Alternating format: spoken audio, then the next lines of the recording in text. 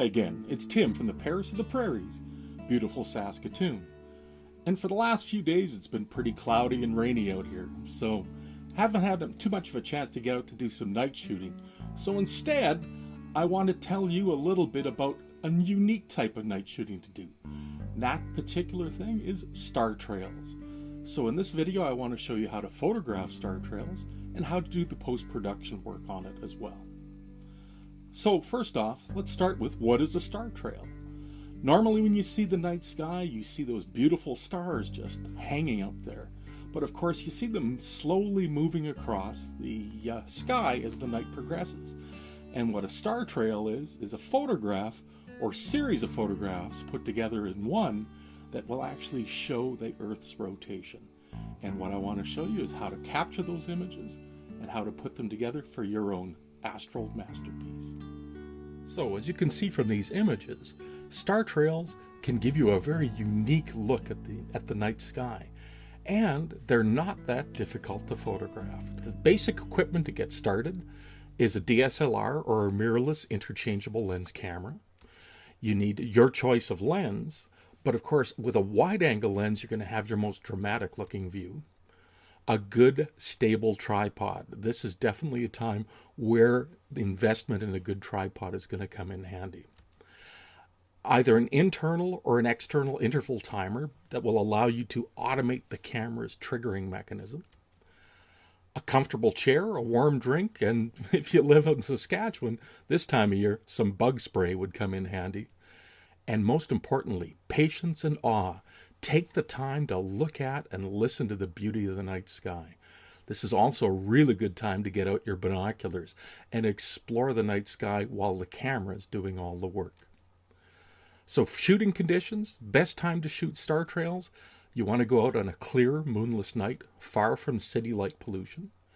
You want to wait for it to be dark. In our area in Saskatoon, about an hour after sunset from late fall to early spring is the best time, and 2 hours after sunset for the rest of the year.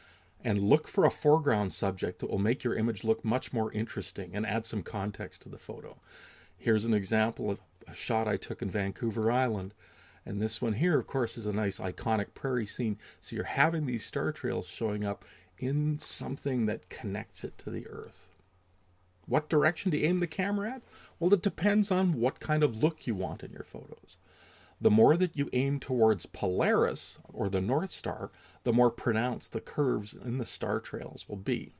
So how do you find Polaris? Well, that's really easy. Basically, you go out, look for the Big Dipper. Everyone can see the Big Dipper. And then once you've found the Big Dipper, make an imaginary line connecting the stars on the end of the Dipper, heading away from the Dipper to the next brightest star that you see at the handle of the Little Dipper. And that star is Polaris, the North Star. That's where all the stars will then appear to be rotating around. So some of the looks that you're going to get, if you're looking towards the north sky, you're going to be seeing nice circular looking star trails. If you go to the northeast, you'll see a combination of circular and straight. Straight east, same thing. You're going to see actually your star trails start to change direction. Circular on one side, on the left side, and then an opposite direction on the right side. If you go to the southeastern sky, you're going to see less curvature. And as well, if you go to the very south, even less curvature in your trails. And as we work our way around the compass, you can see how the shapes will change. If you've got a fisheye lens, like this one here, point it straight up and you'll see all the sky in one glance. So, first step in photographing is basically capturing those images under the sky. What kind of settings you need? Basically, think of yourself as manual everything with the camera. You're manually setting your focus to infinity. You're manually setting your exposure. Shutter speeds are going to be between 20 and 30 seconds long with the widest aperture. What's going to work best for your camera will depend on the camera's characteristics. What you will find is the longer you hold the shutter open, the more stars that you're going to be able to capture. But there is a point where you're overexposing the stars so much that you're going to lose some of those colors. So try to find that balance where you're going to get a good amount of stars, but still see the different colors in the stars. You're going to go to manual ISO between 16 and 3200. Turn off long exposure noise reduction in your camera, because that's just going to slow you down. You're not going to get good star trails. Turn off any image stabilization systems on your lenses, because you're on a tripod. You don't need it. It's going to affect your sharpness. It's going to affect your battery power if you leave that turned on. And file format, well, RAW is always going to give you best results. But if you want to use JPEG, set for the best image quality, go to manual white balance, and test all of the different settings with test shots of the sky until you get the color that you're happy with.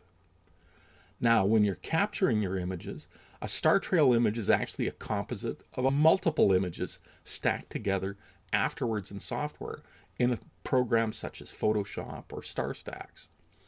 The number of images you need to take will be determined by the length of time you want to actually capture that movement, divided by the length of your shutter speed. For example, if you want to have a 30-minute star trail showing 30 minutes of the Earth's rotation, and your shutter speed is set to 30 seconds for each of those frames, you got to do a little bit of math.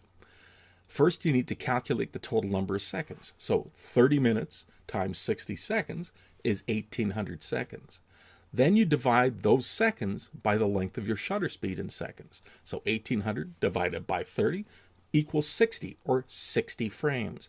So basically you're going to be setting 60 frames to be able to get that 30 minutes worth of exposure time. So then what you do is you set your interval timer to take 60 30-second exposures, one after another. Step 2, creating your masterpiece in post-production. So you've now got your 60 frames. You go back to the comfort of your home. You load them up on your computer. You put them into a separate folder all by themselves. Then we start off with importing those images. So we now have those images in a folder. We're going to import them into Lightroom. Once you've clicked the import button, you'll go to the image folder where you've stored those images. It's now going to show you the images that are in that folder. Double check to make sure that they're all there. Then just click the import button and away it goes. It's now going to import those images into Lightroom. After they've been put in place, you're going to develop the images. So in Lightroom, you're going to click the develop button. Then what's going to happen is it's going to open up a larger version of that first image. Now you can make some adjustments to taste. Now if you shot with raw images, you're going to have more room to make adjustments on things such as the tonal curves and the brightness, the sharpness, the color balance, all of that sort of stuff. You'll have that ability then in Lightroom to make those changes so you can have the image looking the way you want it to look. Once you've got the image edited, the next step is to take that editing that you've done in that one image and apply it to all the other 59 images that we've downloaded. So to highlight those images, just go Edit, select all, and then click on the Sync button. Once you've clicked on the Sync, it will then give you an option. It'll say, what do you want to synchronize? Just click Synchronize.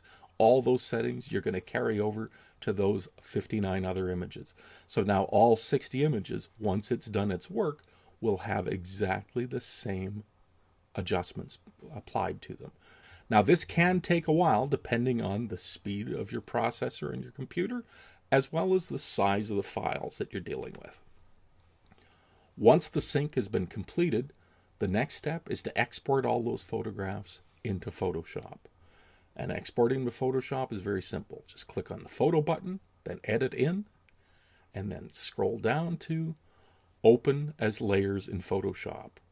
Now your computer is going to launch Photoshop, and it's going to create individual layers in Photoshop for those 60 images. This, once again, is a very time-consuming process. You're seeing it incredibly sped up. This might be, depending on the speed of your computer, a good chance to go make yourself a pot of coffee and come back. Once all of that has happened and it's finished importing those images into Photoshop, your next step is to create your star trail. And creating the star trail couldn't be simpler. You then go to those layers that you've got in there and select all of the layers except for the very last one. Then we're going to change the blending on that image. So you click up to the blender, which right now should say normal, and then change that to lighten.